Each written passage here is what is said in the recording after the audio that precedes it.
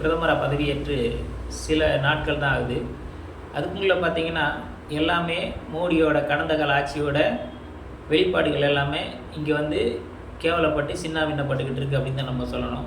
ஏன் இதை நம்ம இங்கே சொல்கிறோம் அப்படின்னு கேட்டிங்கன்னா, மோடி வந்து பிரதமராக 3வது முறையாக பதவியேற்கிறதுக்கு முன்னாடியே பார்த்திங்கன்னா 38 லட்சம் கோடி ஊழல் பண்ணிவிட்டு பங்குச்சந்தையில் அதுக்கப்புறம் தான் வந்து என்ன பண்ணியிருக்காரு, பிரதமராக வந்து பதவியேற்று உட்கார்ந்துருக்காரு.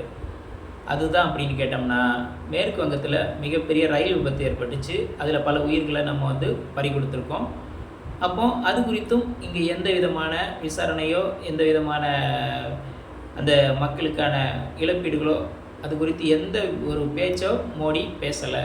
அப்போது அதுவும் வந்து ஒரு கேள்விக்குரிய வினாதான். அதுதான் அப்படி இருக்குன்னு கேட்டால், பீகாரில் பார்த்திங்கன்னா அங்கே வந்து ஆற்றுப்பாலம் அப்படின்னு சொல்லக்கூடிய பாலங்கள் கட்டியிருக்காங்க. ஒரு 5 பாலம் கட்டியிருக்காங்க. அதில் ஆற்று மேலே கட்டின 2 பாலம் பார்த்திங்கன்னா கட்டி முடித்து திறக்கிறதுக்கு முன்னாடியே இடிஞ்சு விழுந்துருச்சு.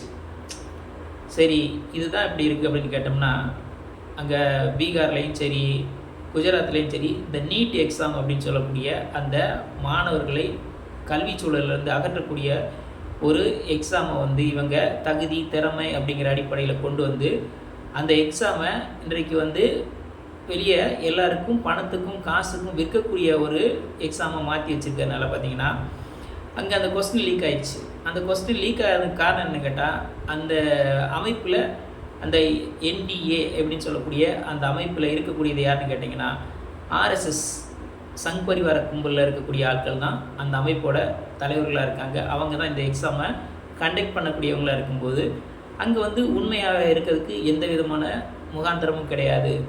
அதனால் என்ன தான் இன்றைக்கி மிகப்பெரிய அளவில் இளைஞர்களும் அந்த மாணவர்களும் பல மாநிலங்களும் இந்த நீட்டு வேண்டான்னு சொல்லி மிகப்பெரிய போராட்டத்தை பண்ணிக்கிட்டு இருக்கு. அப்போது இது எல்லாமே இந்த மோடியோட கடந்த காலத்தோட வெளிப்பாடுகள் தான் இங்கே இப்படி வந்து வெளிப்பட்டுக்கிட்டு இருக்குது. சரி, இதுதான் இப்படி இருக்குது அப்படின்னு சொன்னால், இந்த மோடி வந்து டெல்லியில் ராஜ்கோட் அப்படிங்கிற அந்த விமான நிலையம் இருக்குல்ல, அதில் பார்த்திங்கன்னா ஒரு மழை வந்துச்சு, ஒட்டுமொத்த அந்த விமான நிலைய கூரையெல்லாம் இடிஞ்சு விழுந்து ஒன்றும் இல்லாமல் போயிடுச்சு. அதில் ஒரு டிரைவர் வேறு செத்து போயிட்டார். சரி, இந்த அது வந்து அம்பானி அதானிக்கு கொடுத்தது, அதனால் வந்து அதெல்லாம் அப்படி தான் இருக்கும் அப்படிங்கிறது நமக்கு நல்லா தெரியும். ஆனால் இந்த மோடியே வந்து நம்மளை யார் ராமரை நான் தான் காப்பாற்றுறேன் அப்படின்னு சொல்லிட்டு என்ன பண்ணார், மிகப்பெரிய அளவில் பிரச்சாரம் பண்ண கோயிலையும் கட்டி திறந்து வச்சார். அந்த கோயிலுக்குள்ளே என்ன ஆகுதுன்னா, அந்த கருவறைக்குள்ளே மழை வந்து தண்ணி லீக் ஆகுது. அப்போ மழை பெஞ்சு ஒட்டுமொத்த சாக்கடை தண்ணி எல்லா தண்ணியுமே அந்த ராமர் கோயிலுக்குள்ளே தான் கட்டி கிடக்கு அப்படின்ட்டு தான் மோடி செஞ்ச இது வரைக்கும் உள்ள வேலைகள் எல்லாமே வீண் வேலையாக தான் இருக்குது. அது என்னத்தை நமக்கு ஏற்படுத்திருக்குன்னு கேட்டிங்கன்னா, இங்கே மக்களை சாதி அடிப்படையில் மத அடிப்படையில் பிரித்து வச்சுட்டு பணம் அப்படிங்கிற ஒரு விஷயத்தை மட்டும் இவங்க ஆதாயமாக வச்சு ஒட்டுமொத்தமாக ஊழல் பண்ணியிருக்காங்க, கொள்ளையடிச்சிருக்காங்க. அது மட்டும் இல்லாமல் மாணவர்களோட எதிர்காலத்தை ஒன்றும் இல்லாமல் ஆக்கியிருக்காங்க.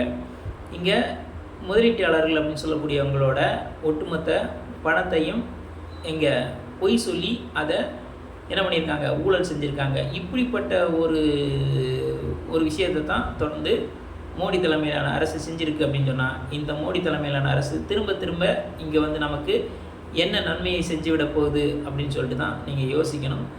அதனால் எதிர்க்கட்சிகள் இந்த அரசுக்கு எதிராக தீவிரமாக இந்த மக்களோட பிரச்சனையை பேசி கண்டிப்பாக இந்த மக்களுக்கான எல்லா செயல்பாட்டையும் இந்த ஒன்றிய அரசு, அதுவும் குறிப்பாக மோடி தலைமையிலான மைனாரிட்டி என்டிஏ அரசு செயல்படுத்த வைக்கணும்.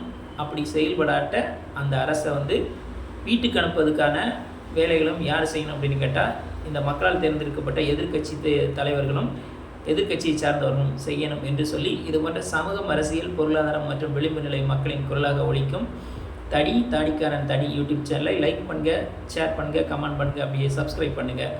மானமும் அறிவும் மனிதனுக்கு அழகு. நன்றி. நான் குமார்.